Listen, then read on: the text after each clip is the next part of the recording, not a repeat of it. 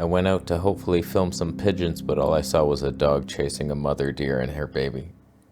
All I want is the perfect camera. All I want is the perfect camera. So I finally went somewhere new. Usually I just walk around here to my local nature trails and I see plenty of stuff. I know I'm going to see a fox one day and another owl. It's fine. You don't have to go anywhere different, but my friend came down and he was like, let's go somewhere new. And we did see new things. By the way, we're on the Canon R8, 24mm 21.4, Sennheiser MKH, 416, through the Mix Pre 3, a Steinbeck gift, a Marcus Pix gift, and I bought the lens. So we took the old Sony out, and first thing we saw was a little woodpecker. I'm sure he's very happy with it. Oh, no, he killed himself.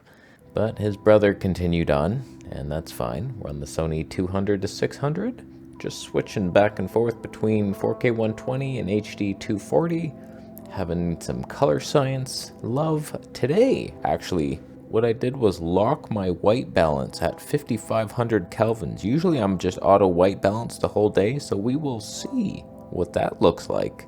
And then it changes as I go into the shade. A dark, spooky, cool. Wow. HD 240 frames per second, the woodpecker takes flight, and I track him perfectly for miles, racking focus every step of the way. I saw some ruffling in the leaves down below. I was like, what is that? Is it a mouse? Oh, it's a red squirrel. It's been a while since I've seen those guys. They're so aggressive. They are tiny, and they will chase off larger squirrels and deer and bears, I think. They would fight a bear easily and win. I've seen it happen. And then I saw it. I didn't think I would see it. Actually, I told my friend, we're probably going to see a deer today. I knew intuitively. And then all of a sudden, we saw the dog getting all excited. He's like, what's up there? Or something. I want to kill it and eat it. I'm sick of this kibble shit that this owner's feeding me. At first, I wasn't sure what it was that I saw. And maybe dogman, maybe a bird with legs. But it ran to my heart, totally focusing on it perfectly. I was like, oh yeah, nailing this. Watch this dramatic focus. Boom. Oh my God. I think I was in autofocus there, most likely.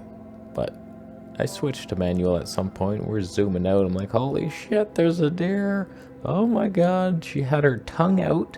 This is the mother deer, just gasping. I heard dogs barking. There was one chasing her. She was maneuvering her way up the mountain, trying to escape for her life, leaving her son miles behind to fend for himself. Good luck, son. You're old enough now. And then I look back and I see, what is this? A deer with antlers? A little baby? Is that the son? To soon be the alpha male of our society?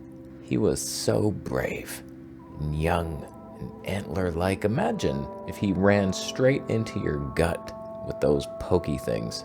That would hurt. And his tongue was open too. I think they lick the air for energy. I'm 90% certain that that's what deer are doing. But the dog sensed his presence and he was about to pounce. And it was so dramatic, I couldn't believe it. I couldn't watch. I had to look away. Will the deer escape? I hope he does, but it's not looking good. That's a little corgi or whatever those are. They're fierce. One of the fiercest dogs in the world.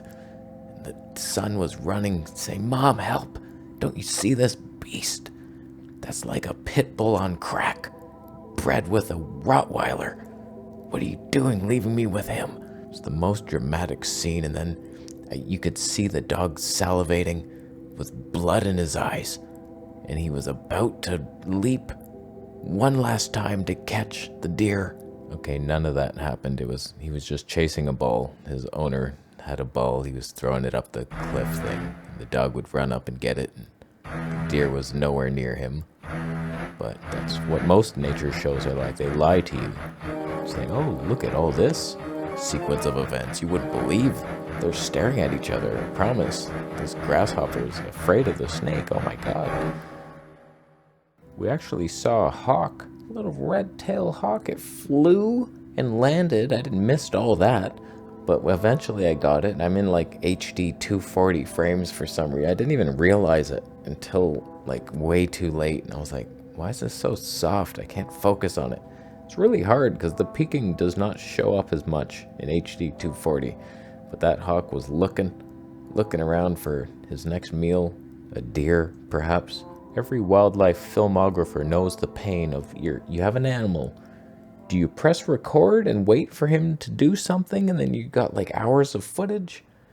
Or do you wait, try to time it in your mind, or just predict when he's going to fly? So I chose the latter option, and I missed a lot of this. But he took off from that branch, and we got some moments. HD 240p hawk action, flying down somewhere to get a kangaroo, and I followed him perfectly for hours. I also saw a Carolina wren. Man, it's been so long since I've seen one of those. They're funny. They stick their bum up in the air and they like hop around so fast and jittery, like they move for just a split second and then they're still. It's so funny to watch them, just like little movements. My friend was saying he thought his shutter speed was like effed up. He's like, why are they moving like this? They're unique.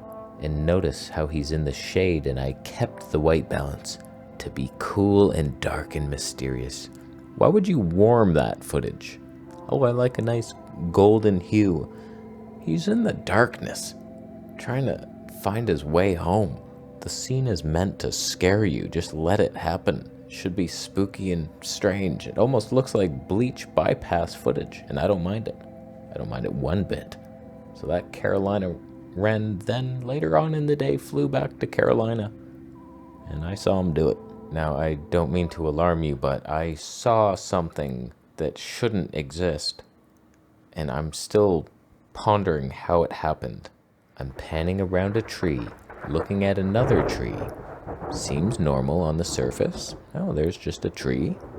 It's tall and nice, but when you look closer at it, something's very different about this floating tree that floats.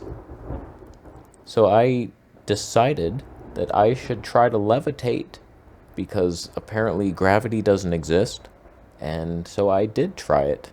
And I don't mean to scare you, but I was able to get a close 3 centimeters off the ground when I raised 1 foot up in the air.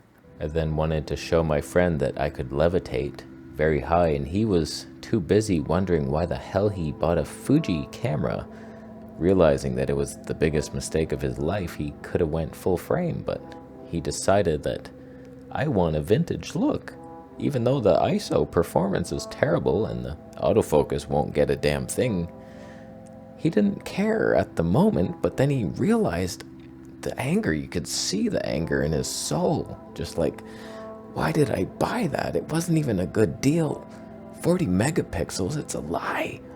The XH2 is the dumbest camera I've ever owned, and I hate it so much. Even though I upload YouTube videos regularly, the Fuji is never the one I choose to film on. Let's all subscribe to Discovery Camera. That's my boy right there. Even though he has terrible cameras and even worse lenses, he's somewhat worth listening to some of the times. I saw a squirrel. I autofocused on him. I was like, okay, you're gonna leap. I'm gonna track you perfectly with the 4K 120p. Don't need animal eye detect. I have Sony boxes on you. Nothing could fail, and it didn't. It tracked him so beautifully. I couldn't believe every shot. Every feather he owned was in focus. Boom. And then I panned to the tree, and I was like, yes, that's what I wanted. Back to the tree. It was a good day, I tell you. We saw ducks, bleach bypass ducks in a freezing lake, chewing on algae, just like I used to, with the E3 Live supplements and spirulina. We're the same. We're the same underneath. Saw a robin or two. It was a good day. I tell you, the deer and the dog drama, the hawk. Just no matter what you get, it's fun to go out there and just breathe in fresh air, be in nature, and then practice your craft of of can I get this in focus? So good times. How does the Canon look today? Standard profile, 8-bit. So much easier to edit, especially. No more my computer like breathing hard at me. Just nice and smooth edits. Boom. How did the Sennheiser sound? I'm gonna leave now. Wildlife, go out there. Even if you only have a little Canon SX50, it'll work. Subscribing for more videos, and I'll see you in the next one.